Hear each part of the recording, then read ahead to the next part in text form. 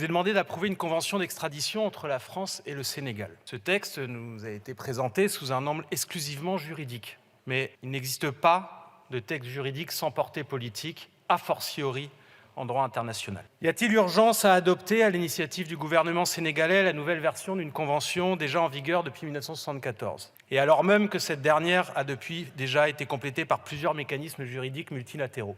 Non. Non, car on ne peut ignorer le contexte politique sénégalais marqué par la dérive d'un président qui réprime et criminalise son opposition. Cette même opposition sénégalaise nous parle. Sachons l'entendre. En l'état, nous dit-elle, cette convention pourrait être détournée au service des objectifs politiques du président Macky Sall. Ce dernier utilise la tactique de lawfare, qui donne les apparences de la justice à la répression politique. En témoignent les arrestations et détentions d'opposants, l'interdiction des rassemblements organisés par l'opposition, les 18 morts causés par les répressions des manifestations depuis juin 2021. Ces pratiques vont de pair avec la mise au pas croissante des pouvoirs législatifs et judiciaires par le pouvoir exécutif, notamment par la réforme du Code pénal de 2021, qui étend la qualification de terrorisme à les infractions relevant d'abord de la lutte politique et sociale interne au Sénégal. C'est pourquoi, nous dit encore l'opposition sénégalaise, il aurait entre autres fallu que cette convention précise, je cite, que pour toute demande d'extradition liée à des faits présumés de terrorisme, les parties s'engagent à se conformer aux standards internationaux et classiques en matière de définition du terrorisme. Avons-nous ces garanties concernant le Sénégal ?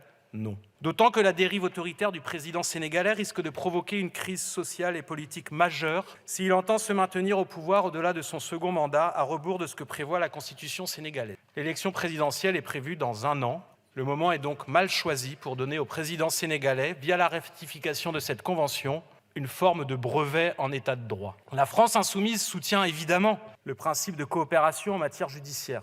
Mais au regard des faits énumérés ci-dessus et du fait qu'il existe déjà une convention entre la France et le Sénégal dont la modernisation ne présente aucun caractère d'urgence, notre groupe s'opposera à ce texte. Il en va du respect des droits du peuple sénégalais, donc de l'amitié entre les peuples français et sénégalais. Ce qui passe ici pour un texte sans grande importance est vu au Sénégal comme une provocation.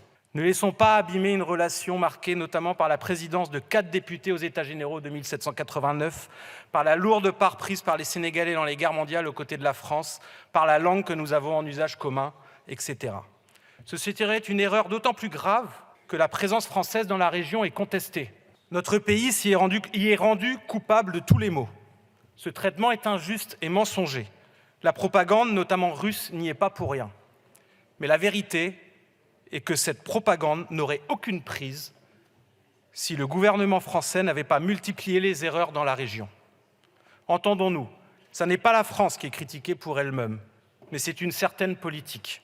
Si cette convention est ratifiée, c'est à nouveau le signal d'un soutien à un gouvernement en pleine dérive autoritaire qui sera envoyé. L'heure est à opérer un changement radical de politique au service d'une francophonie populaire, rompant avec les leçons de démocratie à géométrie variable et avec tout ce qui alimente un néocolonialisme réel ou ressenti, à commencer par le soutien à des gouvernements en but à l'opposition massive de leur peuple. Entendons ces derniers, ils sont l'avenir de la relation entre la France et les pays africains. Je vous remercie.